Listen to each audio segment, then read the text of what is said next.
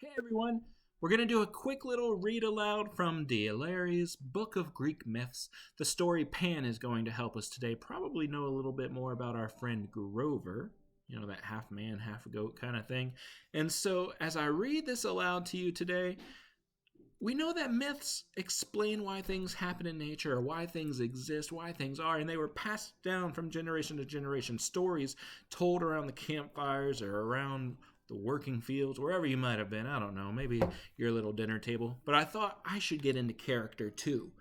I don't want to just be Mr. Anderson as I read this aloud to you, whether you're in class or asynchronously. So allow me to change into a different character. Whoosh. And now I'm no longer Mr. Anderson, the fourth grade ELA teacher. Now I'm just somebody reading you a story about Pan. Actually, let's not even pretend like I'm reading it. Let me tell it to you from what I remember. You see, I was there when it happened. Pan, the great god of nature, was not a very handsome god at all. You see, he had goat's legs and pointed ears and a pair of small little horns. He was covered all over with dark, shaggy hair.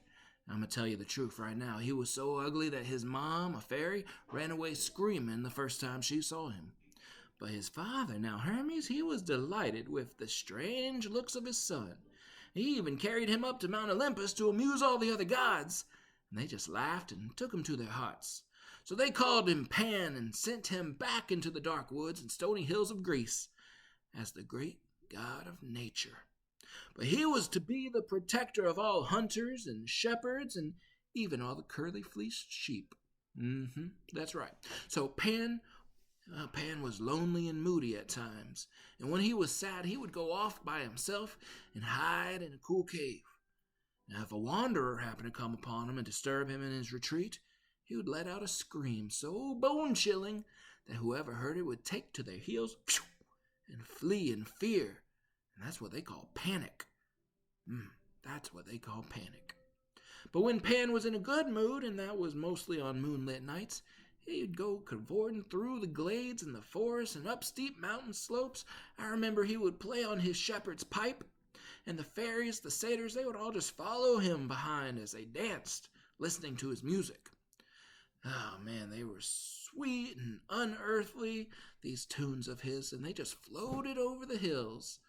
Now, the satyrs, they much resembled their master Pan, but they were mischievous and good for nothing. Hello, child. How are you doing today? Would you like to be a part of story time? All right.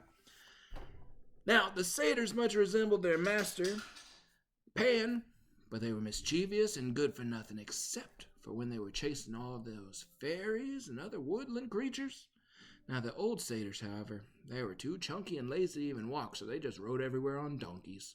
But the fairies, they always looked young.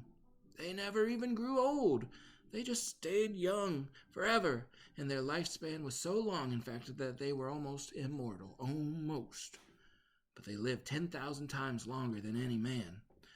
There were fairies in the woods, in the water, in the mountains, in the glens.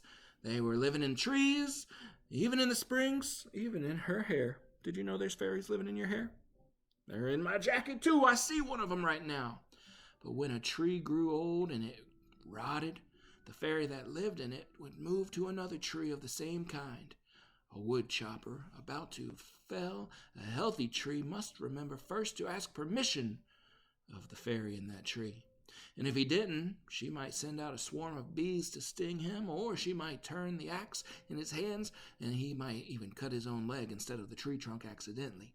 Now, a thirsty hunter might never drink from a spring without asking the water fairy's permission either, because if he ignores the fairy, she might send a venomous water snake to bite him, or she might poison the water and make him sick. That's right, there might be a snake in the river, or there's a snake in my boots. But the river gods, too, had to be asked before anyone took water from their rivers. They were usually helpful and friendly to men and willingly shared their water. But woe to one who tried to carry off their water fairies. They would rush out of their riverbeds and charge him with full river god rage. They were dangerous opponents, for they grew ox horns on their heads, and they could change their shapes as well. Even Zeus himself feared their rage. I do remember that too.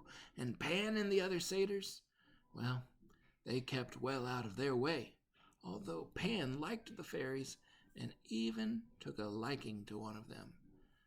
Did you know that? I didn't either. That's a long story.